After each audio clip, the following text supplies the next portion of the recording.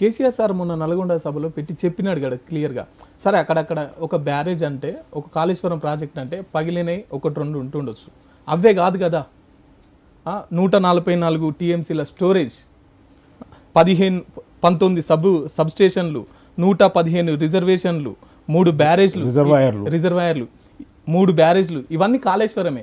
ఏదో మీరు పగిలిన దగ్గరకు పోయి ఇది కేసీఆర్ ఇది కేసీఆర్ అని చూపించడు తప్ప. అది సత్యమా కాదా? అది నాగార్జున సాగర్లో ఎందుకు జరగలేదు, అది పోచంపాడులో ఎందుకు జరగలేదు?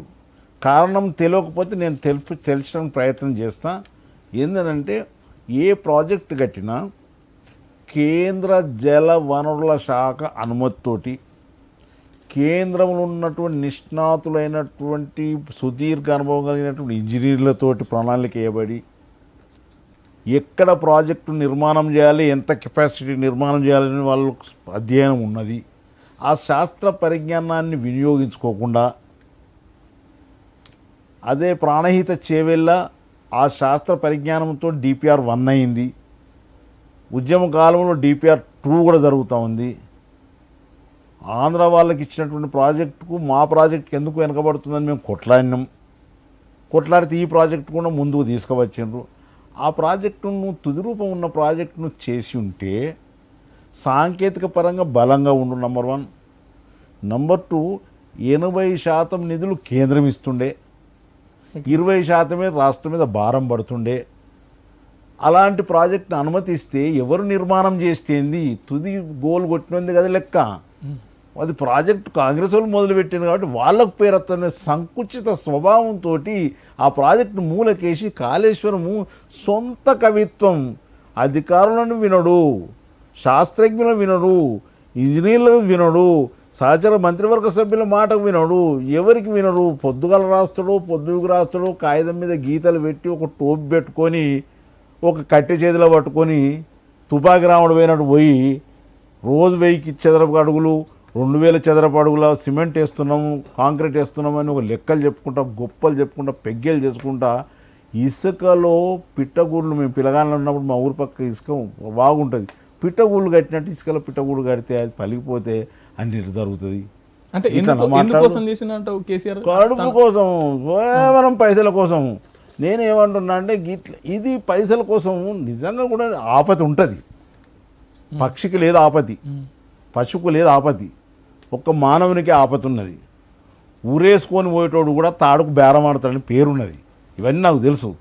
కొద్దిగా ఉంటుంది, ఆ ఉంటుంది ఏదైతే ఉంటుందో మీద వచ్చేది తీసుకుంటే చాలు. కానీ మొత్తం ప్రాజెక్టుని నాశనం చేసి తినవలసిన అవసరం నీ 70 సంవత్సరాల వయసుకుందా అంటున్నా.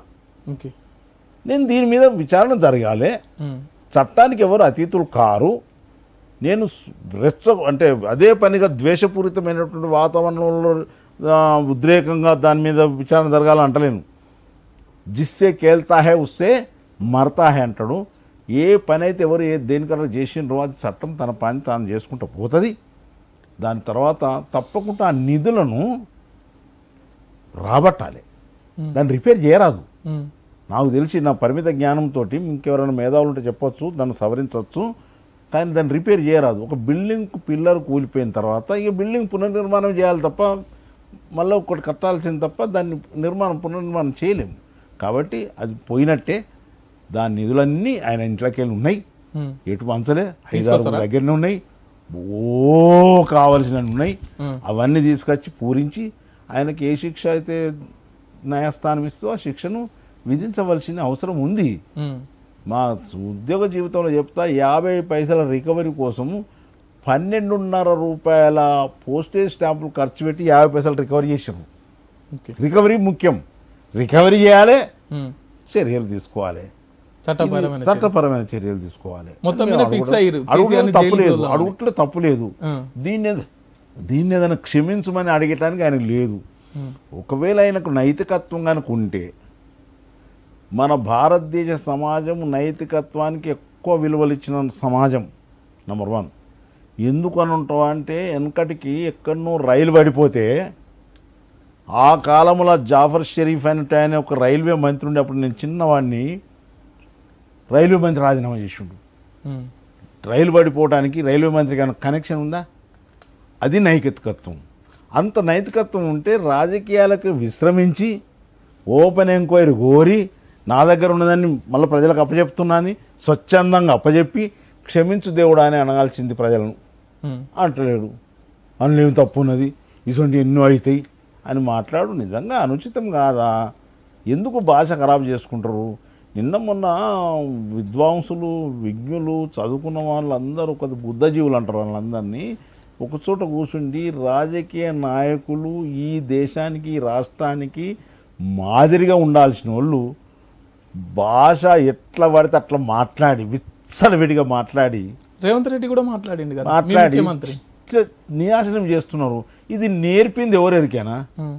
స్వతంత్రం వచ్చిన నాటి నుంచి నిన్నటి దాకా ఈరోజు భారతదేశం అంతా కూడా హిందీ మాట్లాడే రాష్ట్రాలు, అనేక భాషలు మాట్లాడే రాష్ట్రాలు ఎక్కడన్నా ఈ భాష ఉందా?